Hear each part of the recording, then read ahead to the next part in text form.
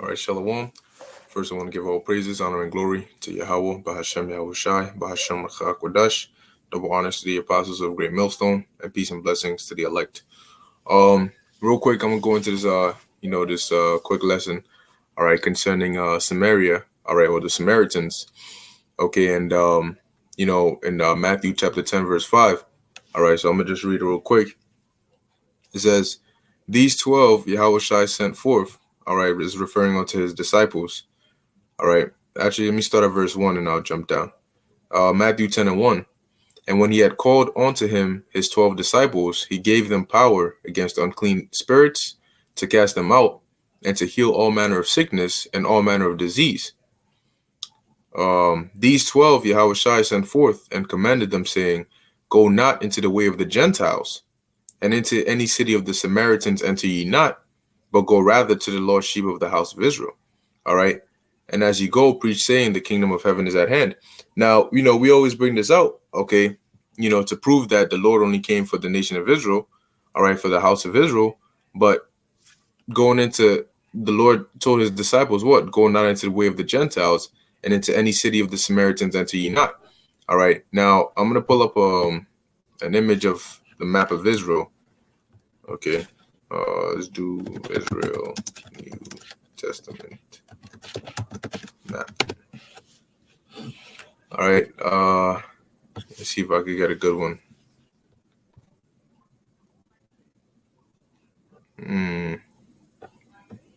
Okay, this doesn't look bad. All right. So here you have the image. All right. You have Decapolis, Perea, Judea, Galilee, Samaria. All right. And this is basically the map of Israel, right? Now, the Lord told his disciples to not go into any city of the Samaritans. Okay, but when you look at it geographically, Samaria is really a part of the landmass of Israel. Okay, so now we got to understand, why did the Lord tell his disciples, all right, to go forth, all right, but not go, obviously we know, not to the Gentiles, which were heathens, all right, because the Gentiles you read about that, Paul and the rest of the apostles were quote unquote converting, they were Israelite foreigners. All right. But the reason the Lord told his disciples not to go into the city of the Samaritans was because, going back, what would it be like? Like 700, 600 and some change prior to this, to the Lord coming on the scene. Okay. You had Israel, all right, deported out of that land. Okay. And by Israel, I'm talking about the northern kingdom, because when you look at it, you have the northern kingdom, which because you had Judah and Benjamin down here, all right, down here, but from Samaria upward, you had Ephraim, all right, you had Manasseh, all the different northern kingdom tribes, right? But during the time, all right, which I'm gonna get, all right, around 722 and 727, right around that time period, during the or prior to the Assyrian captivity, you had the Assyrians that came and took, okay, Assyrians, because they're different. You have the Syrians, all right, and then you have the Assyrians. Assyrians are descendants of Ashur. Syrians are the descendants of Aram. So another word for Syrians are Arameans. Okay, so you had the Assyrians, which came and basically deported Israel out of that land. Okay, they took them out of that land because this was during the time of the Neo-Assyrian Empire, and that was a method in which they would use to basically avoid and qualm revolts and stuff, is that they would take you from whatever city you're in, and they would deport you into a different city, and then they basically bring those people into your city, all right, or bring other people into your city or your country or wherever you're at, all right. Reason being is, if they take you out of your land and put you in a land that you're not familiar with, you can't revolt, because you don't know the people, you don't even know the language, you don't know the customs of the land, So that's what they did. Okay, the Assyrians took Israel, all right. They deported them out of their land, all right, and put them in the land of the Medes and the land of Assyria, all right. And then they brought other heathens and put them in that land. Okay, so we're gonna get the account. This is 2 Kings chapter 17, just getting to the point, verse 22. It says, "For the children of Israel walked in all the sins of Jeroboam, which he did, and they departed not from them."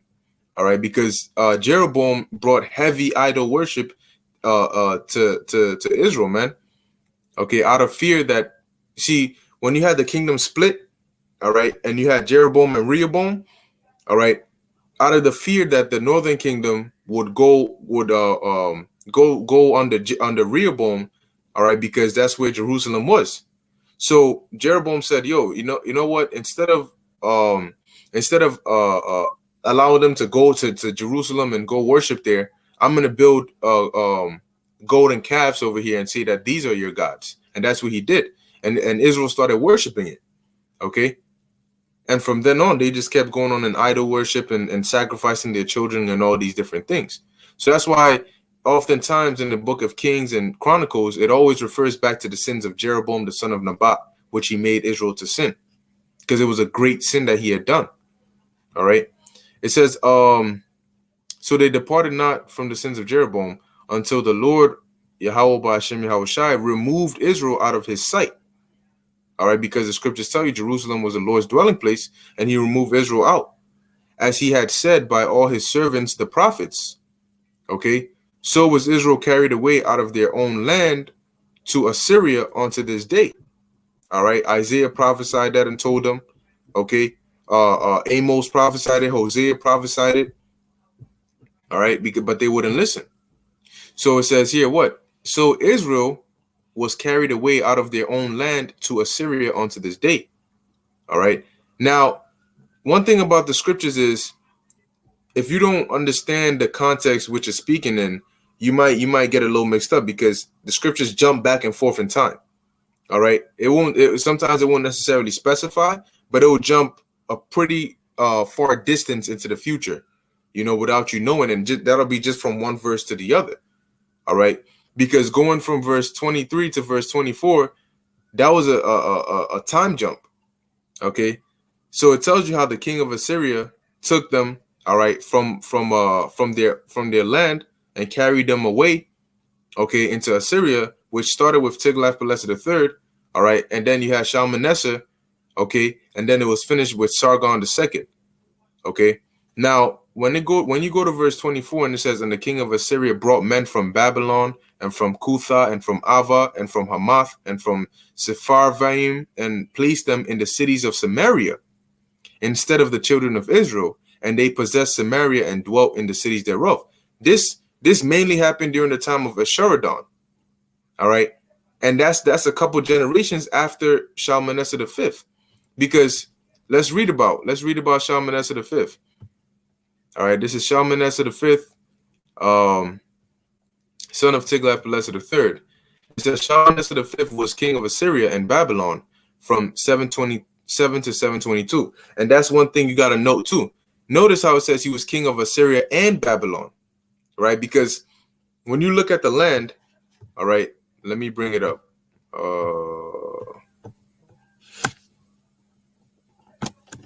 Assyrian Empire, or let's do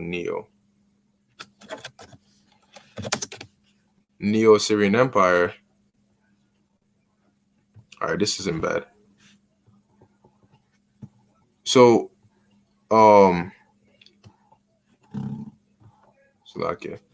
Babylon is right here, all right, and Nineveh, which was the capital, all right, of Assyria, is up here, okay. You had Ashur, you had Nineveh, you had Haran, but what happens is that during the Neo-Assyrian Empire, the king of Assyria, being that Babylon was subject to Assyrian rule, it was like a vassal state. They were both king of Assyria and king of Babylon. So it was sort of like a part of each other in a way, which is why when you read in Daniel the 7th chapter, it talks about the first beast that was like a lion. It was like a lion with wings, with eagle's wings. All right. Guess what? That it's sort of like almost like it's part of that one beast. All right. But the wings represented the Assyrian Empire, and then the lion represented the Babylonians. That's why Daniel described 4 beasts. All right, because from Assyria, all right, the Assyrian Empire to the Babylonian Empire, it was sort of like they were already there with each other, coexisting at that same time. All right, and then it wasn't until the time of Nabopolassar, which he was an Assyrian, that Babylon started basically getting that power. Okay, and then the Assyrian Empire sort of got assimilated into the Babylonian Empire. Okay, but nonetheless, we're reading about Shalmaneser V, right? So this is from 727 to 722 BC. He first appears as governor of Zimmira and Phoenicia in the reign of his father Tiglath-Pileser III. Evidence pertaining to his reign is scarce. All right. Now we're just going to get to the important part. This says the name Shalmaneser is used for him in the Bible, which attributes him to the final conquest of the kingdom of Samaria or Israel and the deportation of Israelites. According to 2 Kings chapters 17 and 18, which like we read in 2 Kings 17 and 22. Shalmaneser accused Hoshea, king of Israel, of conspiring against him by sending messages to Pharaoh Osokron, the fourth of Egypt, and captured him. The Egyptians attempted to gain a foothold in Israel, then held largely by Assyria's vassal kings, by stirring them to revolt against Assyria and lending them some military support. And Egypt was always one of those that would provoke, all right, or try to, get support to revolt. Okay. And so Hoshea, where he went wrong was he basically made a league with the Egyptians. All right. He agreed with them to revolt against the Assyrians. So Hoshea stopped paying tribute to Shalmaneser V.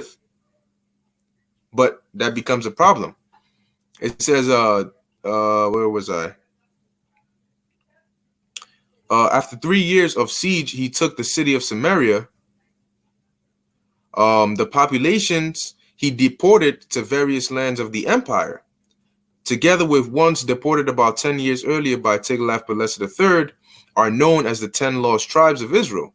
The populations he settled in Samaria instead from the origins of the Samaritans, according to the commentary in the Bible, is also mentioned in the book of Tobit in chapter 1, verses 2 and 15. Shalmaneser died in the same year, 722 BC. It is possible that the population exchanges were done by his successor, Sargon II.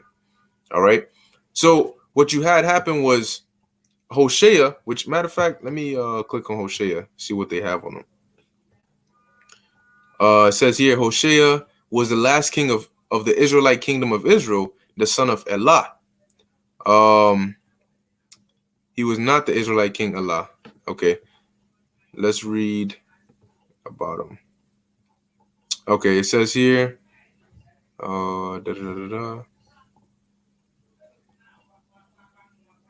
Okay, it says the amount of tribute exacted from Hoshea, all right, is not stated in scripture, but Menahem, about 10 years previously, 743 to 742 BC, or around that time, was required to pay 1,000 talents of silver to Tiglath-Pileser in order to strengthen his hold on the kingdom, apparently against Menahem's rival Pekah. Now, 1,000 talents is a lot of money, man. In the previous video, I went into it. A talent weighs about, they said a talent weighs about the same weight as a person for 1 talent, man. So imagine 1,000 of those of silver. That's a lot of money. Okay, so that's a heavy tribute you gotta pay, man. All right. So it says, so long as Tiglath-Pileser III was on the throne, Hoshea remained loyal. But when Shalmaneser V succeeded, Hoshea made an effort to regain his independence and entered into negotiations with Egypt, like we just read, probably misled by favorable promises on the part of Egypt. Hoshea discontinued paying tribute. Winkler contends that in this anti-Assyrian, shalom to Akim on the common board. All right. Winkler contends that in this anti-Assyrian movement, in which Tyre also had a share, a last effort was made on the part of the Arabic commercial states to shut out Assyria from the Arabo-Indian commerce, of which possessions of the Mediterranean ports was of vital importance. Okay, nice. So Shalmaneser soon interpreted this as rebellion because Hoshea had stopped paying tribute. And there's a scripture on that actually. Let me get it. King So.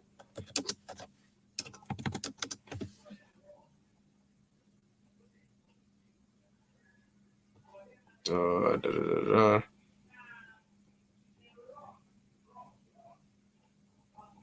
Okay, let's do Egypt.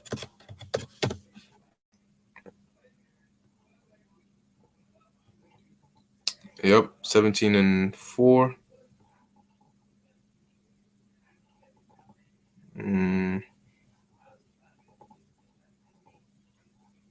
Yeah, we could do that. When you jump up in here, all right, I'm gonna jump up to it real quick.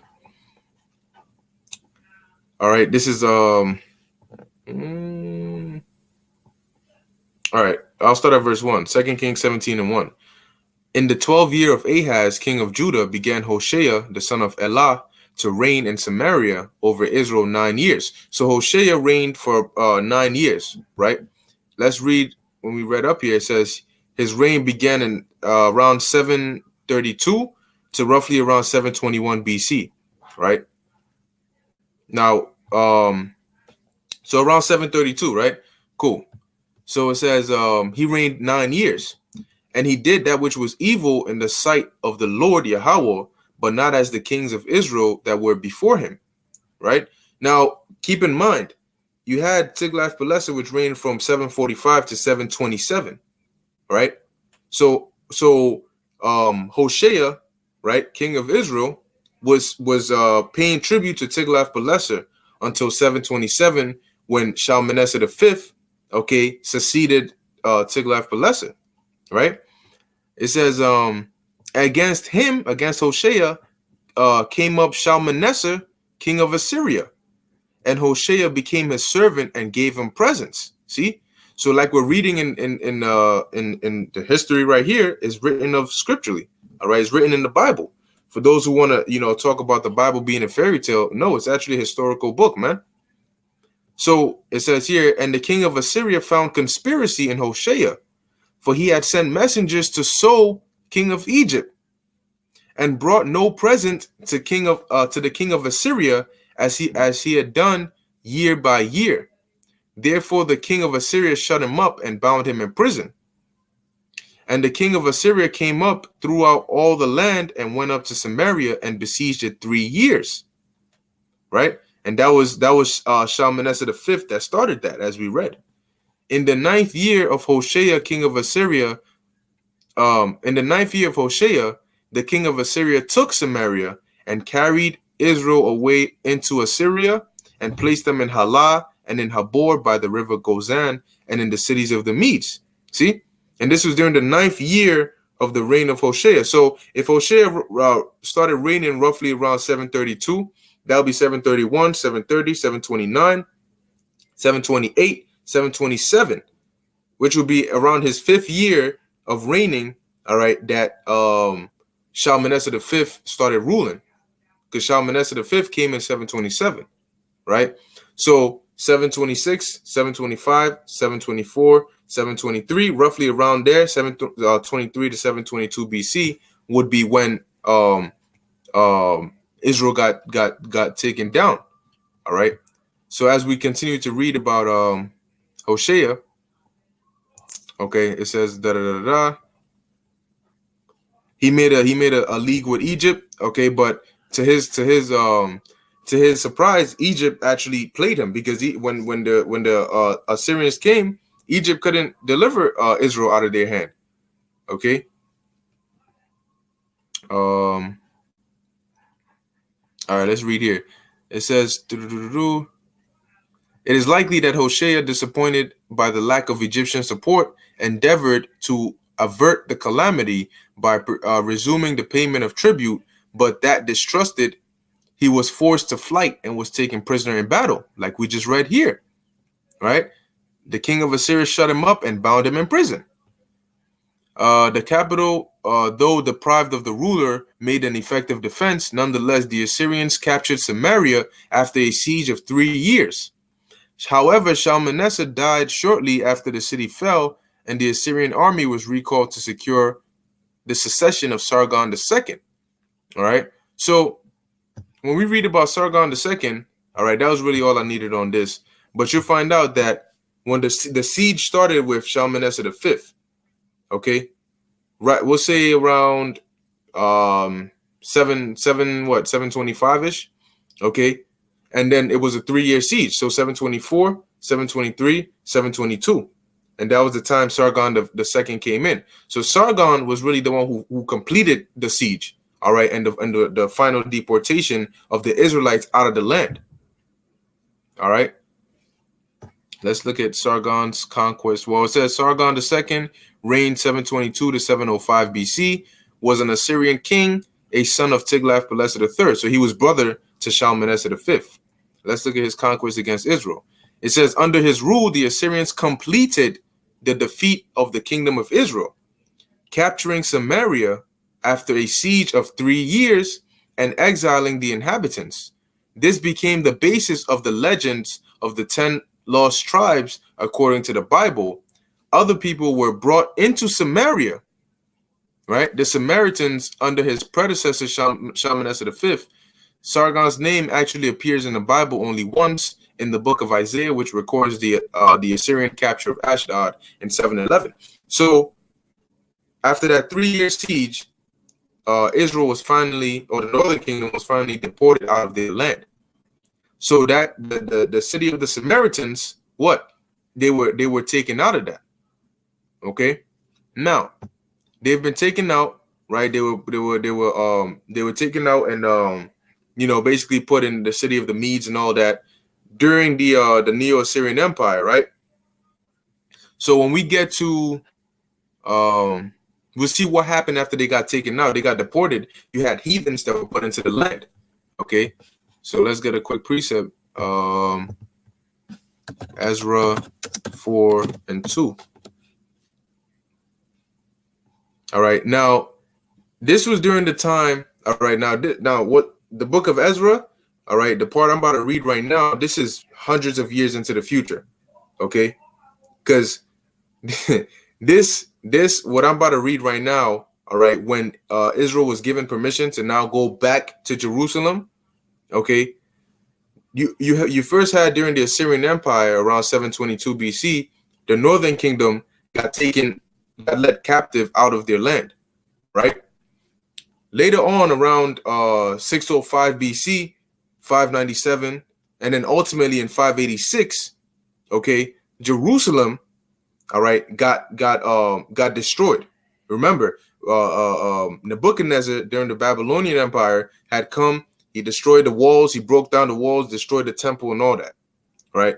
So after the fall of the Assyrian Empire, you had the Babylonians that came into rule, and in 586, you had Jerusalem. They were taken captives into Babylon. Right. After that, you had the Persians that came and took down the Babylonians, all right, the Medo-Persian Empire. They came and took down the Babylonians. And it wasn't until a few kings later, which it started with Cyrus, right? But it wasn't until a few kings later that you had like Nehemiah and Ezra and all them go back to Jerusalem. So now we're talking about during the Persian Empire, when Israel, some Israelites were given permission to go back and rebuild Jerusalem. But the reason I'm bringing out the scripture is we're going to read it. It says, Ezra 4 and 1. Now, when the adversaries of Judah and Benjamin heard that the children of the captivity builded the temple unto the Lord God of Israel, then they came to Zerubbabel and to the chief of the fathers and said unto them, let us build with you, for we seek your God as ye do, and we do sacrifice unto him. Now, these are heathens, all right?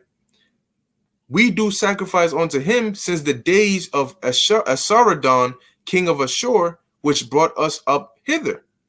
See? So the heathens were telling Zerubbabel and the chief of the fathers who were in Jerusalem, rebuilding the temple. All right, these heathens were the ones that were put in Samaria, okay, after Israel was deported, okay, during the days of Esarhaddon, okay.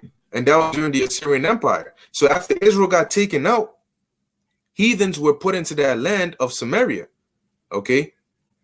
And that's why during the time when we were trying to rebuild the temple and all that, those same heathens were the ones who were filing reports and complaints against us, trying to hinder us, slow us down. So you had heathens living in that land.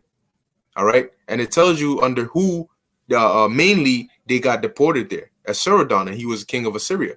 Okay. He was the grandson of Sargon II. Okay. Because after Sargon, you had Sennacherib. Okay. And after Sennacherib, his youngest son, you had Assyrian. Right. So now let's go back to Second Kings, because it's actually going to tell you, all right, what happened. Second Kings 17, and jumping down to verse 24. It says, and the king of Assyria brought men from Babylon and from Cutha and from Ava and from Hamath and from Sepharvaim, and placed them in the cities of Samaria. See, instead of the children of Israel. And they possessed Samaria and dwelt in the cities thereof. So you had heathens, which the Assyrians had imported into the land of Samaria. All right. And that was Israelite land. So what happened when these heathens were put there, right? And so it was at the beginning of their dwelling there that they feared not Yahweh. Therefore, the Lord sent lions among them, which slew them. So the Lord sent lions in there to tear their asses up, because they were doing these heathenistic things. They didn't know, all right, the customs of the land. They didn't know how to worship the Lord. So the Lord was sending judgment upon them left and right. Because remember, that's a holy land. Verse 26. Wherefore they spake to the king of Assyria, saying, the nations which thou hast removed and placed in the cities of Samaria know not the manner of the God of the land. Therefore he hath sent lions among them, and behold, they slay them, because they know not the manner of the God of the land. So there must have been some a whole lot of vicious, ferocious, ass-eating, skin-ripping lions, man. All right. And that it became a problem that they had to tell the king of Assyria, yo, they tearing us up, man. It says, verse 27, and the king of Assyria commanded, saying, carry thither one of the priests whom ye brought from thence. All right, so they got an Israelite priest, and let more than likely a Levite, and let him go and dwell there, and let him teach them the manner of the God of the land. Then one of the priests whom they had carried away from Samaria came and dwelt in Bethel, and taught them how they should fear the Lord. Okay, so this is what happened, man.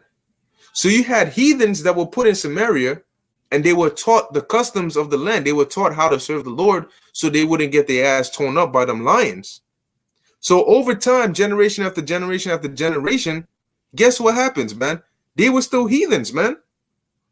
Okay, those people in the land of Samaria were still heathens, because in the book of Ezra, it tells you, though you had some of because during the Babylonian Empire, after the Assyrians had fallen, the northern kingdom that got deported, some of them stayed in their lands.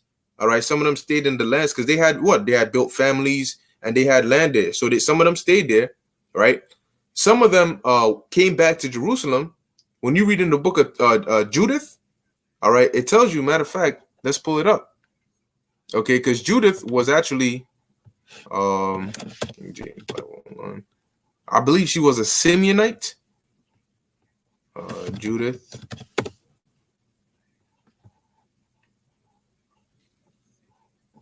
It tells you, look, in the 12th year of the reign of Nebuchadnezzar, which is Nebuchadnezzar, who reigned in Nineveh, the great city, in the days of Arphaxad, which reigned over the Medes in Ecbatane. All right, so this is during the time of Judith. This is during the Babylonian Empire. Right now, I want to see where it tells you she was a Simeonite.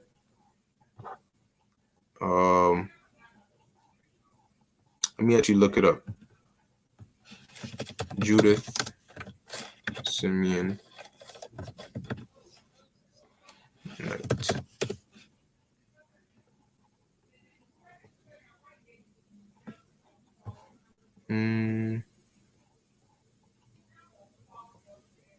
Yeah, she was a Simeonite. I just want to see where it actually says it. The book of Judith is a Deuterocanical book, including the Septuagint and the Catholic, and included in the Septuagint and the Catholic and Eastern Orthodox Christian Old Testament of the Bible, but excluded from the Hebrew canon and assigned by Protestants to the Apocrypha. The book contains numerous historical anachronism. That's not what I'm looking for here. I'm trying to find out uh what tribe she was from.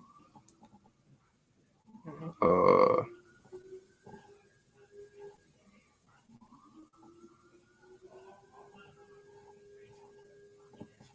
right, let me see. Contents, main characters. There we go. Judith. Judith, the heroine of the book, she is the daughter of Merari, a Simeonite, the widow of a certain Manasses.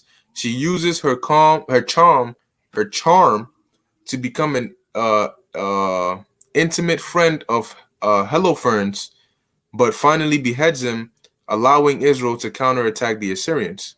All right, or the which really the reason it says Assyrians was because Nebuchadnezzar was an Assyrian. All right. So during the Babylonian Empire, what you had was you had Babylonians. All right. Because it really in Babylon, it was a melting pot. All right. You had Hamites in there, but you also had Assyrians in there. Okay.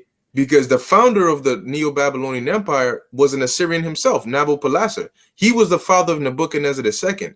So you had Assyrians that were ruling over the rest of the Babylonians, all right, as the Babylonian Empire.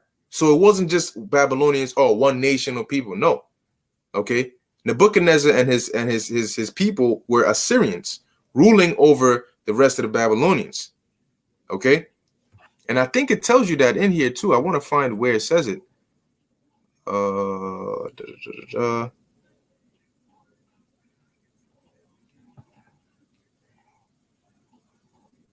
Is it? I think it's Judith. This. Oh, look at that.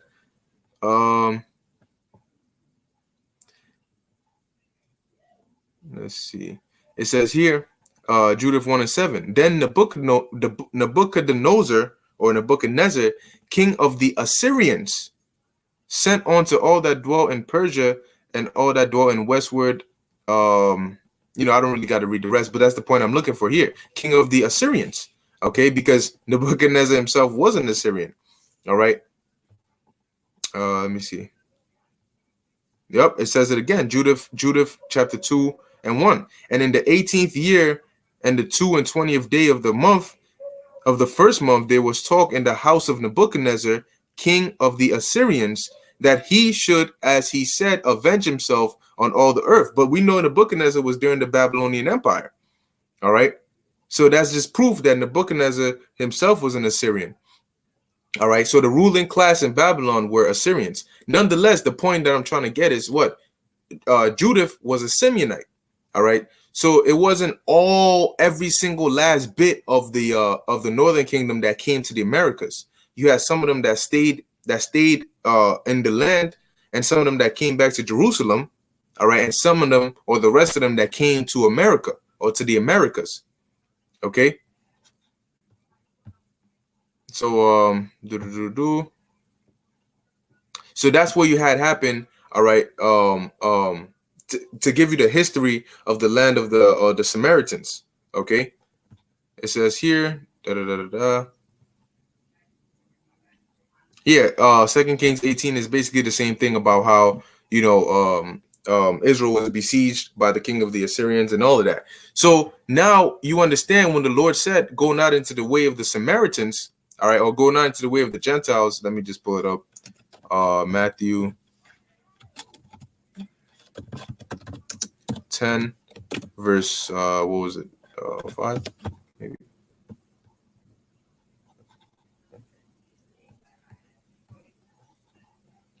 Yep, Matthew 10:5. These 12 Yahushua sent forth and commanded them, saying, "Go not into the way of the Gentiles, and into any city of the Samaritans enter ye not."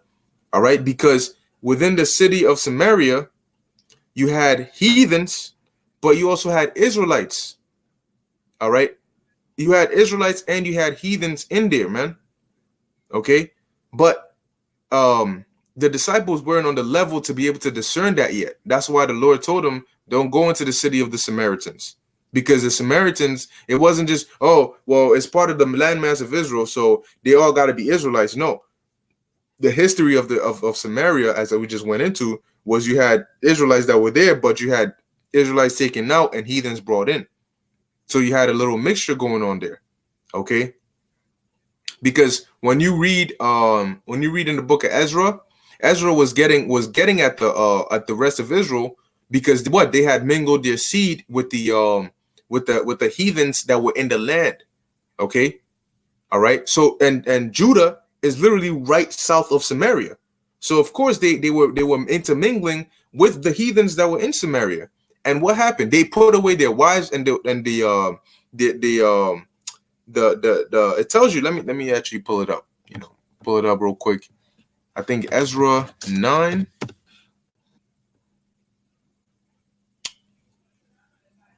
Look at that. It says, now when these things were done, the princes came to me, Ezra, saying, the people of Israel and the priests and the Levites have not separated themselves from the people of the lands, doing according to their abominations, even the Canaanites, the Hittites, the Perizzites, the Jebusites, the Ammonites, the Moabites, the Egyptians, and the Amorites.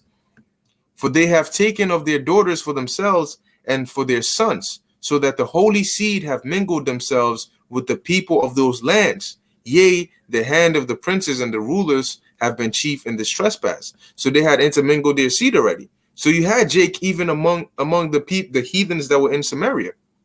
All right. And let me see.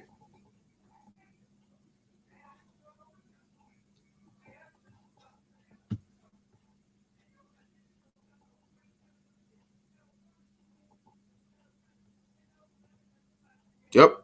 This is Ezra 10:3. Now, therefore, let us make a covenant, because Israel repented.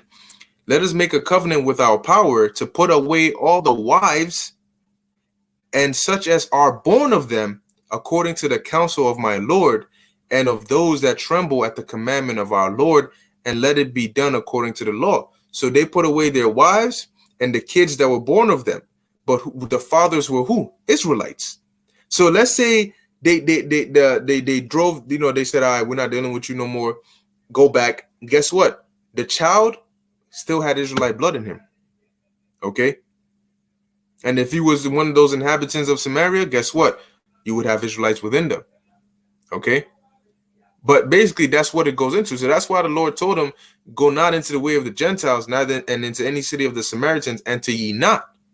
Okay. But go rather to the lost sheep of the house of Israel. So you had the reason you had beef between Israel or Judah and Samaria or the Samaritans was because that is the history of the Samaritans. All right. I want to search something real quick before I end it.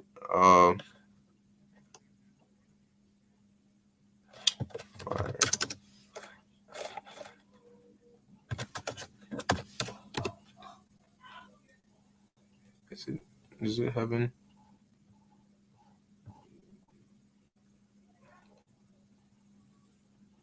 Yep, I think it might be this. Luke 9:54.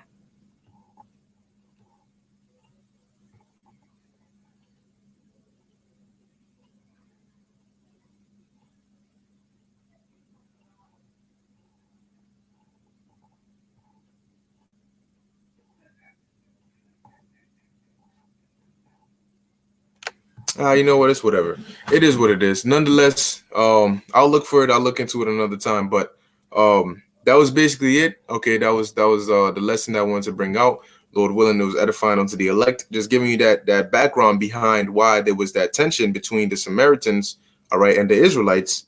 Okay, and also and it's a whole lot, but that's why it's good and important to know and to study it. So when you read certain scriptures, you actually know the situation of what was going on and why certain precepts were written the way they were written, why certain men acted the way they did, so on and so forth. Okay, but nonetheless, I hope this is edifying to the elect. I want to give all praises, honor, and glory to Yahweh, Ba'ashem Yahweh Shai, Ba'ashem Rachak Wadash. Until next time, Shalom.